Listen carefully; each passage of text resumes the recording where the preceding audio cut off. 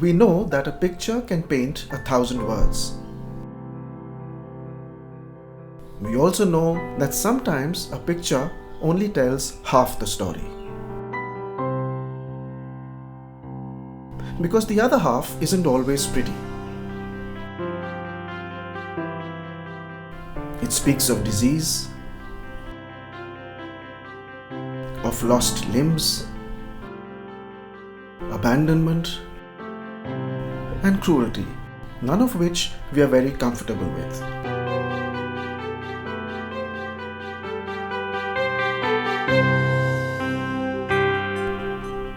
But these stories must also be told, and they need to be told with love, with kindness, with compassion, with Karuna.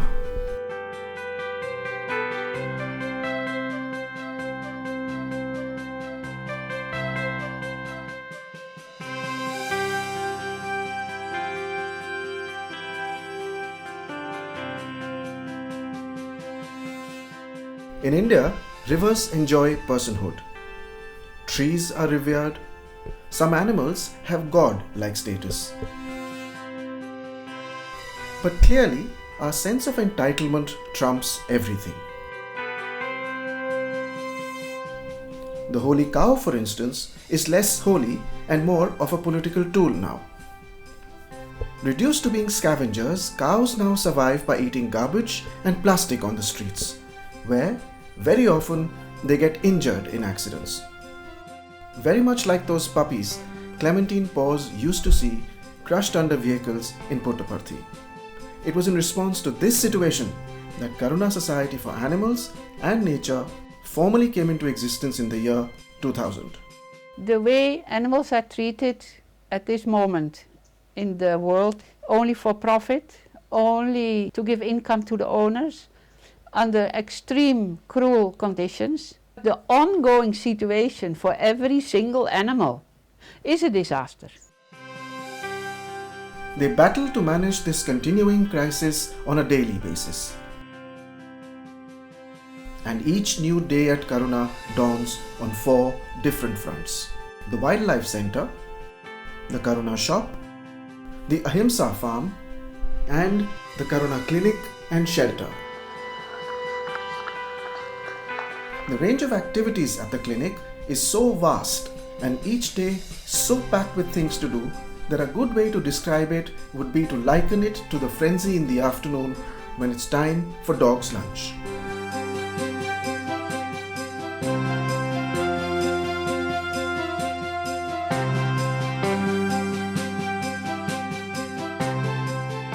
Until the dogs have had their fill and their bowls emptied out, there's this buzz about in the courtyard. Pretty much like the buzz one can sense around the clinic all day. The cattle have to be taken out for grazing in the morning. In their absence, the yard has to be cleaned. The animals that can't go out, including the old, sick and disabled, have to be fed.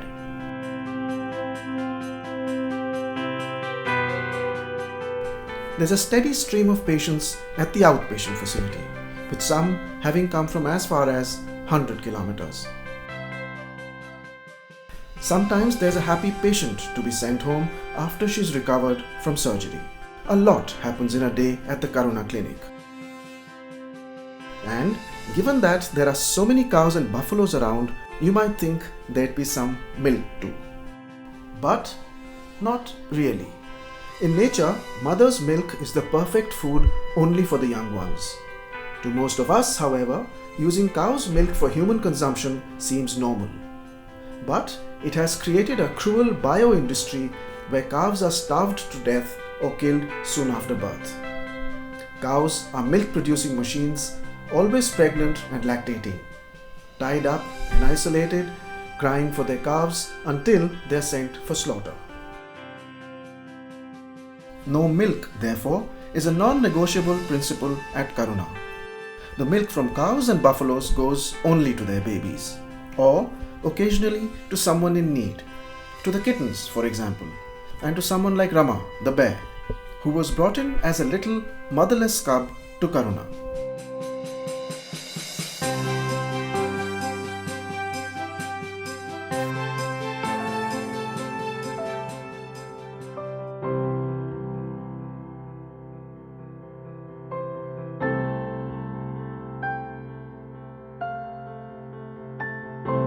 Most of the cattle here have been rescued, either from slaughter or from conditions of extreme cruelty, like this bull for instance, who had been left to die in a burning hut and was pulled out with severe burns. Totally burned because he's covered with one tarpaulin, the plastic tarpaulin, and then burn, and then it's all liquid on the body. After a year of care, he and his injuries are slowly starting to heal. We have a policy to euthanize animals only if keeping them alive would be more cruel. We prefer to have the animals around, disabled and social, and as long as they are happy and not sick, they are okay. Seen as useless in a world that attaches value only to commercial worth, here their lives don't depend on what they can do in return. Cows and buffaloes are under no obligation or pressure to produce milk. Here, they spend their lives much like they were meant to. Besides, not many calves are being born at Karuna now, because, as with other animals, cattle are also being sterilized. For all our animals, the slogan is no reproduction, to be able to let them be free. Animal birth control is one of the key focus areas at Karuna. Mostly female dogs in Puttaparthi are almost all sterilized. I mean, you don't see puppies and all around in Puttaparthi as such, unless people have abandoned them. Mostly I've operated. I get them all for operation. The Ahimsa farm is an expression of the belief in the interconnectedness of things between man, nature and animals. It's an attempt to maintain the delicate balance. This is a pesticide and chemical-free organic garden, where a nutrient-rich, healthy soil produces pure and clean vegetables and herbs. But perhaps what they derive the greatest pride out of at the farm is this lot of cattle, which Clementine refers to as the wild herd. Defiant and wary of human contact, it's a bunch that's slowly unlearning the idea of domesticity. A group that's beginning to grow into the idea of being relatively free, not just bodily, but also in mind and spirit.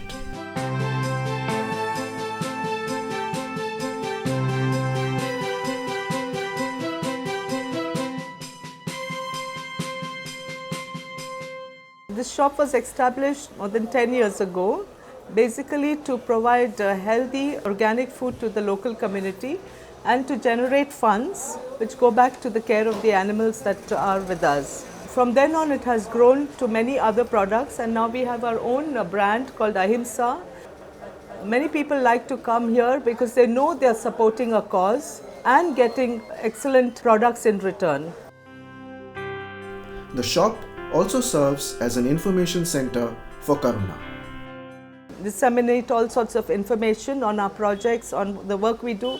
Besides, whenever there's a problem in Puttaparthi related to animals, they all know where to come. This is the site for the new wildlife center. I like all the animals, but my passion is wildlife rescue and rehabilitation. Every month it's a few animals. It's sometimes every year 3 or 4 bears and then 1 cub, maybe 1 big panther.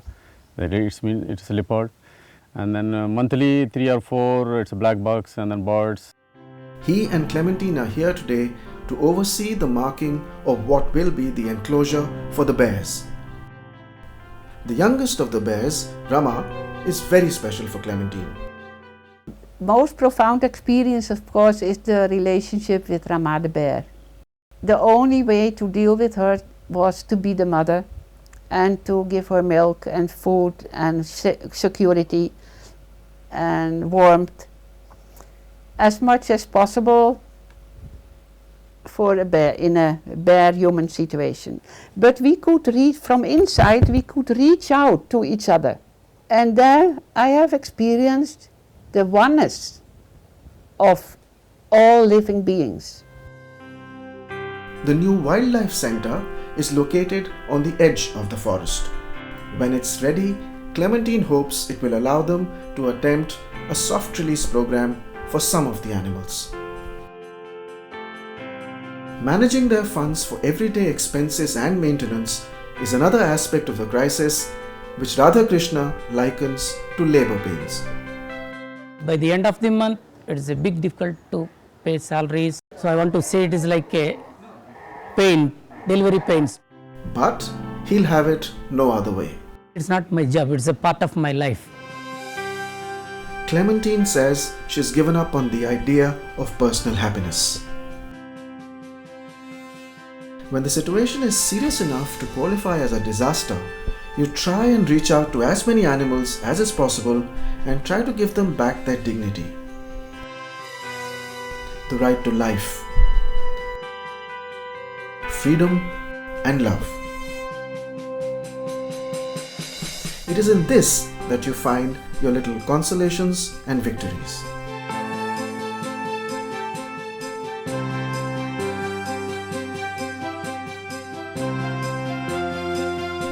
After spending the day out grazing in the distant forest, when the cattle return in the evening, there's a moment of quiet, calm and relative stillness in the yard.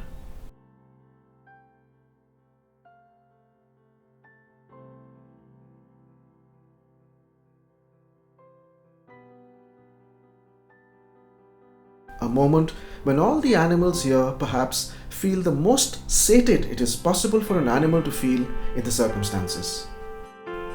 When their needs don't quite depend on the dole that's handed out at the end of a hard day of labor. When there's no exploitation, no cruelty, no hungry calves deprived of milk to worry about. It is in the making of such moments possible for animals that you find your happiness. It is in moments like this that Karuna Society finds its raison d'être, because nothing speaks as much as these moments of silence. And it is in these few moments that everything seems right with their world, because this is how their world is meant to be.